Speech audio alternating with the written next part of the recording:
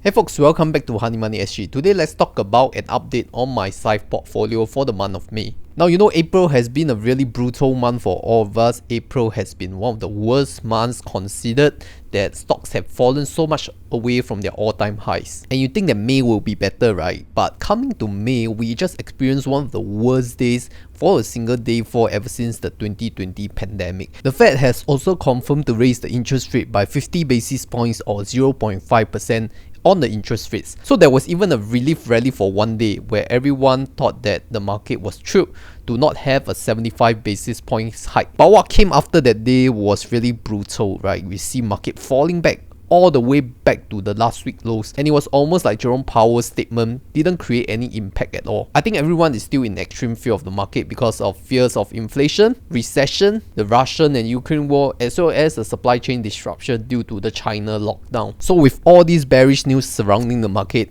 I don't think we can expect to see very good results on our Syfe robo-advisor as well as Syfe trade, right? Likewise, for my portfolio, it's not spared either. It has been brutally damaged and critically injured because of all the bearish market sentiments. So with that, let's go to my Syfe portfolios.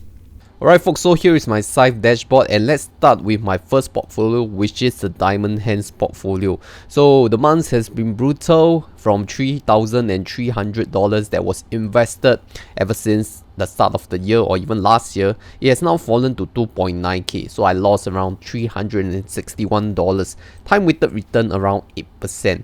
Currency impact was positive, but if we exclude that, then it will be like $400 of loss.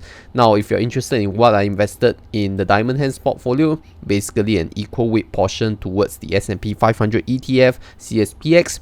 I have a VWRA, which is the all-world index, and then I have QQQ, which tracks the Nasdaq 100. All of them are actually at a loss, right? Because it started at 1.1k, and now the S&P 500 have fallen the least, whereas the QQQ has fallen the most. So you can see the market has been brutal to all my portfolios, whether they are ETFs or individual stocks. Nothing has been spared from this carnage. You see, even though you invested in ETF, you're supposedly more diversified, but as long as the whole market goes down, your whole portfolio will be impacted as well. And you know, for Syfe Select Custom Portfolio, they do have to charge you a management fee whether you make a profit or loss, and it's charged to you every month. So total up annually, it will be around 0.65%. And so far, these are the fees that I paid for April 2022, as well as the dividends received from the S&P 500 mainly. But you know, I stopped investing in this Syfe Select Custom Portfolio after I started my Syfe Trade portfolio because of the management fees, right? Maybe one day I will also downsize my Diamond Hands portfolio once it has turned positive. So I don't know when that will be. That's just market timing on my side. And let's take a look at my next portfolio, which is the Honey Money Equity 100. Now this is a default Syfe portfolio, so there isn't any change or customization that you could do with it. I invested around $1,000, and now he has fallen to around $908, which represents a time weighted return of 11%. Now that's really tragic, right? You invest to lose money, might as well keep the money. But you know, we can't really time the market, and if we had a crystal ball, you probably know where to put the money best and in resources that could make absolute return. But you know, stock market is not like that. It's really unpredictable like news. And if we were to look at what the Equity 100 is investing in, now mainly it's in QQQ. And you know, QQQ, the tech focused index fund, has been really hit by so many macroeconomic factors and fears of recession as well as inflation, right? So all these are really weighing in on the Equity 100 portfolio. Now the next one is the equal weight ETF for S&P 500.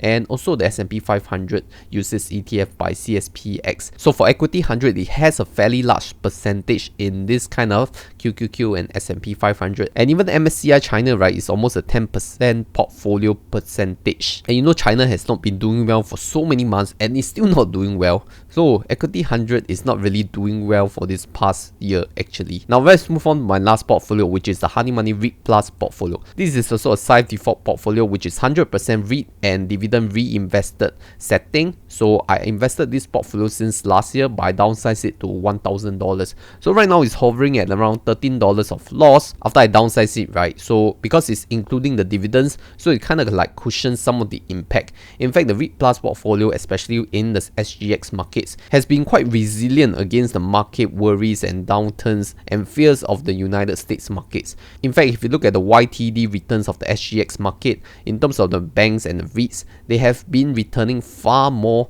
than what the S&P 500 or the US markets have been returning since 2022. So every dog has its day. You cannot always bash the SGX market, because in times like this is where you really want some kind of resilience and some kind of stability that can really keep your mind at ease. But if you're looking at the long term and you are investing in fundamentally growth companies which are fundamentally strong on the balance sheet, then I think you don't have to worry that much, because big companies and good companies will continue to thrive. But if you're interested in what is the REIT Plus composition, here is the current composition after their various resizing of the portfolio. So at the highest we have CICT, which is mainly focused on the office and retail malls at around 10% of the portfolio. We also have the Ascendus REITs, which is focused on data centers and industrial estates, followed by Mapletree Logistics Trust, Commercial Trust, and Industrial Trust. The three Mapletree very strong REITs, okay? They take up around 27% combined, followed by Keppel DC, Data Center REIT, and Suntech REIT.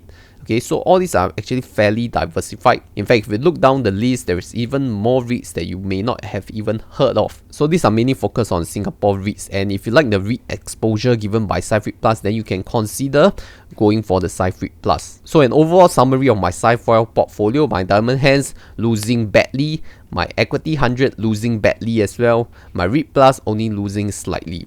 And I have not been positive, even though it has been positive for a slight while during the March portfolio update. So if you are invested in the same Syfe portfolios as me, most likely you will see the same kind of returns as well. Alright folks, so that's for my Syfe Wealth portfolio, and now let's go on to my Syfe Trade portfolio, where I was doing my dollar cost average into Google or Alphabet. Alright folks, so here is my Syfe Trade platform. You can see that it has been a very wild ride over this past few months, and my portfolio now is around 1.8k USD, and I only buy one stock, which is Google or Alphabet. Right now the unrealized loss has been $235. Remember the last 2 months in March I updated that my Syfe Trade actually turned positive and flipped the market. Right now it turned to the negative way at $235. I haven't been stopping about DCAing in Google, but the overall downtrend is really disheartening, and you can see the unrealized loss is really huge. My average price is around $2,663 despite all the DCA. In fact, if you look at Google, the 52-week high has been $3,000. Right now the 52-week low is around 2.2k. That's almost a 1/3 decrease in the market value of Google over just a few months, and Google is still a $1 trillion company. You will expect it not to act like a penny stock when it drops like that. But overall, Google has shown really good results in the recent quarterly earnings, but somehow the market did not take it very favorably. But that's fine, because I still believe in Google for the long term. And if you look at analyst ratings, right now 43 are at a buy rating because of the current low price of Google being around 2.3 to 2.4k. And you notice this valuation analysis, right? How much it has fallen for the PE ratio. Fallen from around 30 to right now is less than 20.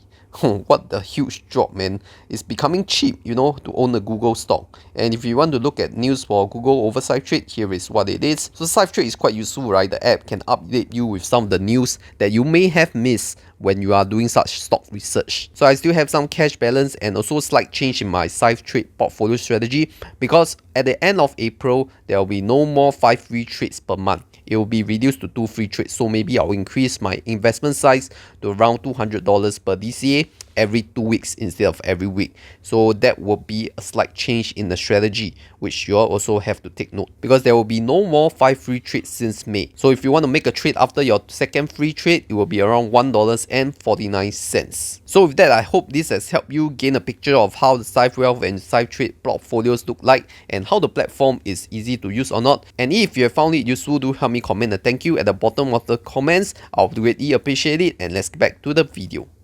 Hey folks, welcome back. So you can see that both my Syfe Wealth and my Syfe Trade portfolio has again gone into the reds. I don't think we can recover from this in the short term. It has been a very difficult and challenging year investing since the start of 2022. There were not many green days that you can actually enjoy and say that today is a good day. But I'm sure in the long term, as long as your companies and the businesses that you pick are fundamentally sound and have good business, good positive cash flows, and earning a good profit margin, then I don't think there's much to worry about Whereas if you're in more of the loss-making businesses that have not seen any signs of positive earnings yet, then maybe I think it's a risk-off approach right now. And also check out my earlier video on my Syfe March update where it was a little euphoric after the Fed announcements. With that, thank you for watching. My name is Christopher. This is Honey Money SG, steering young adults to financial independence.